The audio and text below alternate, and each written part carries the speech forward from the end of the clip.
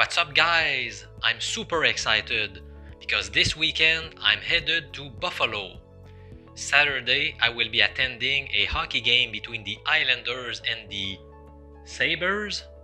And then on Sunday, I'll be watching the Redskins versus Bills.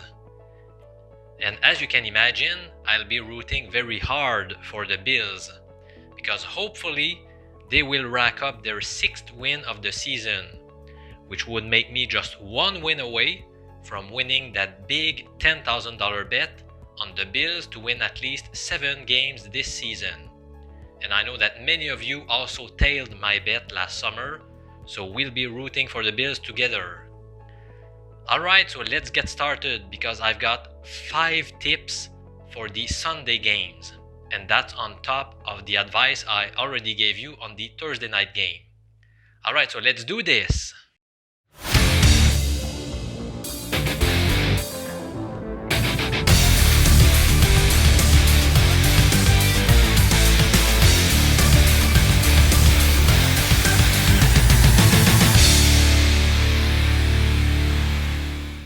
Alright, so my first tip on the Sunday games is actually an official pick rated 4 stars. I'm going to go with the New York Jets laying 3 points at the Miami Dolphins. For the 3rd straight week, the Dolphins came close to winning a game. They failed to convert a 2-point conversion against Washington in a 17-16 loss in week number 6. Then, they took a 14-9 lead at halftime in Buffalo before losing 31-21. And last week, they grabbed an early 14-0 lead before completely collapsing in a 27-14 defeat in Pittsburgh. Those losses must be very discouraging for Miami, and I could see them losing by a good margin this week. Remember, they were 6-point underdogs against Washington at home. So why are they just 3-point dogs this weekend? Are the Jets really that worse than Washington? I don't think so. To me, the Jets are a much better team than Washington. After turning the ball over 5 times against the Pats, Sam Darnold threw 3 more interceptions in Jacksonville last weekend. But let's face it, Miami's defense is much weaker than the last 2 opponents Darnold faced. I expect him to rebound nicely and to shred the Dolphins, especially with Miami losing their best cornerback, Xavier Howard, to a knee injury. Keep in mind, the Dolphins lose 1 day of rest after playing the Monday Nighter last week.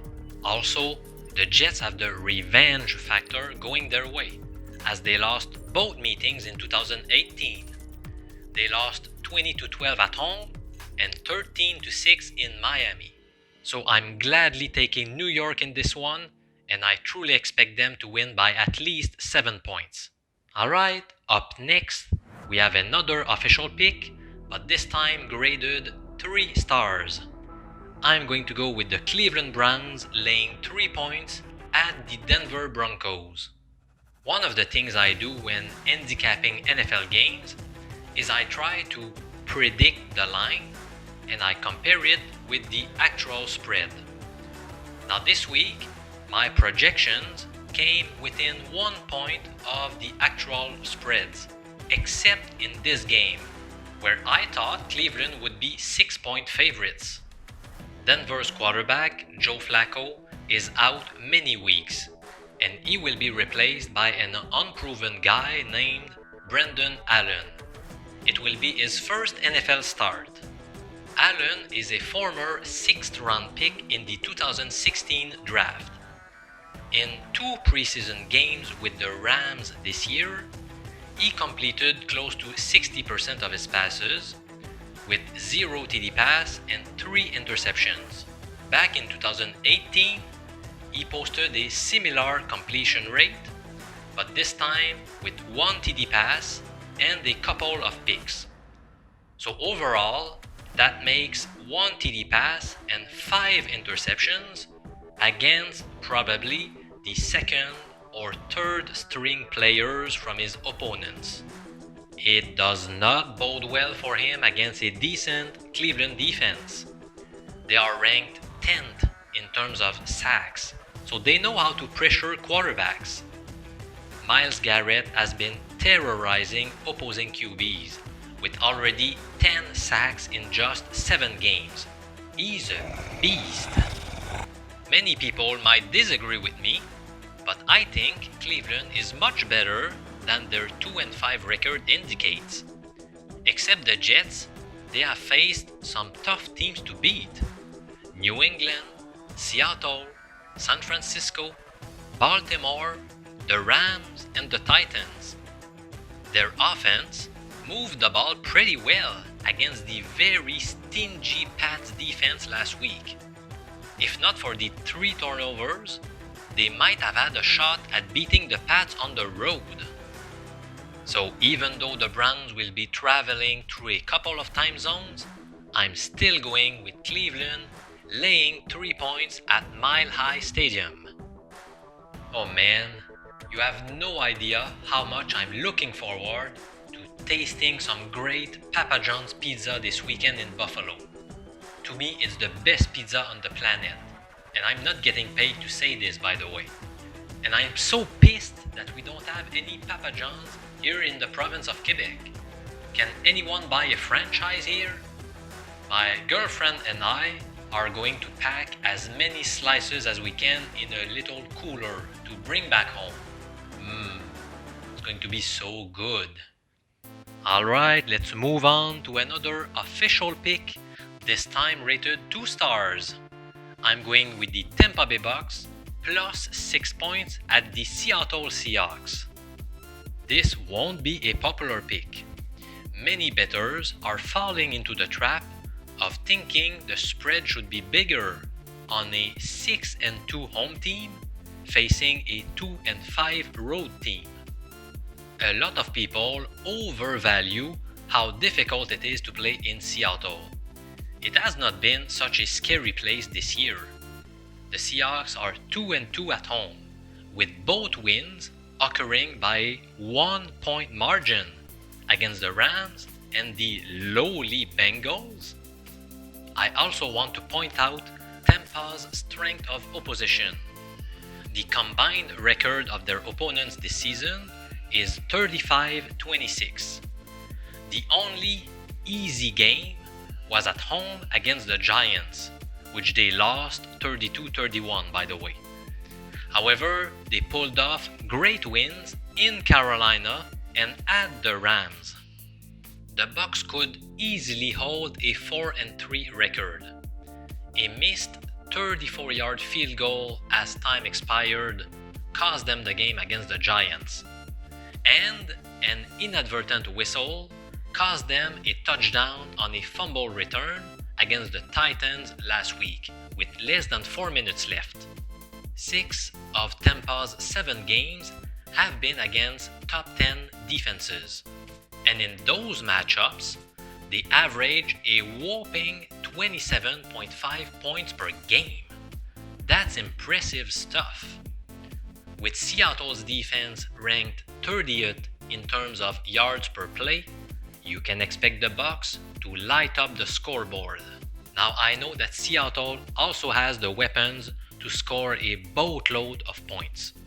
So I expect a shootout that can go either way. In which case, I'll always go with the underdog. Alright, are you enjoying this video? Good! I do my very best to provide the most insightful picks as possible, while also entertaining you. I hope you appreciate it. Alright, so we have 3 picks done, and we have 2 more to go.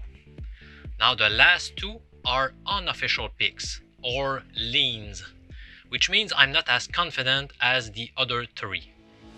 So lean number 1 is the Buffalo Bills minus 9.5 points against the Washington Redskins. Whoa, I know what you're thinking. I'm not picking the Bills simply because I'll be rooting hard for them because of my big bet.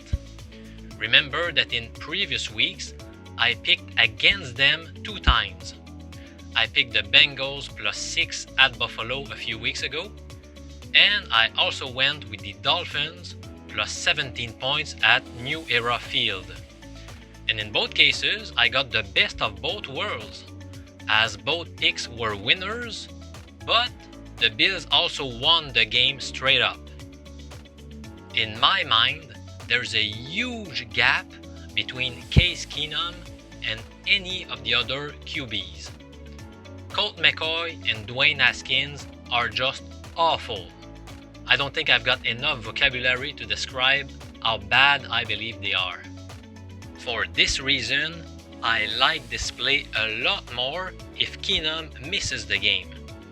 He's going through the league's concussion protocol right now, and we don't know yet if he'll get thrown into action at New Era Field this Sunday.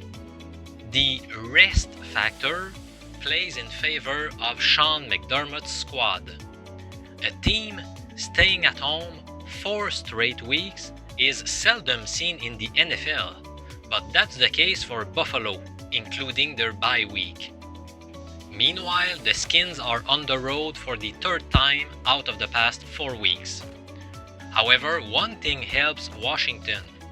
They played last Thursday, so they benefit from 3 extra days of rest. With a 1-7 record and their bye week up next, I can envision the Redskins giving up easily. In the meantime, the Bills got off to a solid 4-1 start, but they have looked shaky in their 2 games since their bye week. They had all kinds of trouble handling the Dolphins at home, and they were gashed big time by the Eagles last week. After allowing just 14 points per game over their first 5 games, they have given up 21 and 31 points in their most recent matchups. There's no way Buffalo will look past the Redskins after such disappointing performances. I expect their level of motivation to be 100 times higher than Washington's. That being said, I'd be cautious if Keenum plays. Like I said last week when I picked the Redskins to cover the spread in Minnesota, I'm probably one of the few that thinks Keenum is not a bad quarterback. He played great in the first half in Minnesota before exiting because of a concussion. If he is out and Haskins steps in, I'll be jumping on the Bills laying 9.5 points. My 5th and last tip concerns the Sunday night game. Why not go with the Baltimore Ravens plus 3.5 points against the New England Patriots? Boy, I hate fading New England. They often find a way to beat the spread. But let's give it a try, shall we? The Ravens are coming off their bye week, which leaves them with plenty of time to game plan against the Pats. Also, they did not have to travel very often recently. They will be at home for the 3rd time over the past 4 weeks. The crowd will be fired up for a meeting against the undefeated Pats on national television. It will be deafening at M&T Bank Stadium this Sunday night. That will certainly give the Ravens a boost. Bill Belichick is obviously a mastermind at game planning against his next opponent. However, it's hard to replicate in practice facing a QB like Lamar Jackson, who is so elusive. What you see on tape is different from playing him in actual speed. New England will face a team with a positive record for just the 2nd time in 9 games. I know. Bill Belichick eats young quarterbacks for breakfast. The Pats have won 21 games in a row against 1st or 2nd year signal callers. And that's why this is probably the pick that I have the least confidence in. Alright, so I have given you 5 tips for Sunday's NFL games. Hopefully we're going to profit from them. Now, before I go to my trip on Buffalo this weekend, I'm going to release another video presenting picks on player proposition bets. I started doing this a few weeks ago, and thus far we've won 13 bets and lost 12. So we are pretty much breaking even. But hopefully this weekend we're going to bust it open. So don't forget to subscribe to my YouTube channel so that you receive an alert as soon as I post the video online, because the lines can move pretty quick on player props. So I recommend that you watch the video and place your bets pretty quickly. Alright, so again, thanks for watching.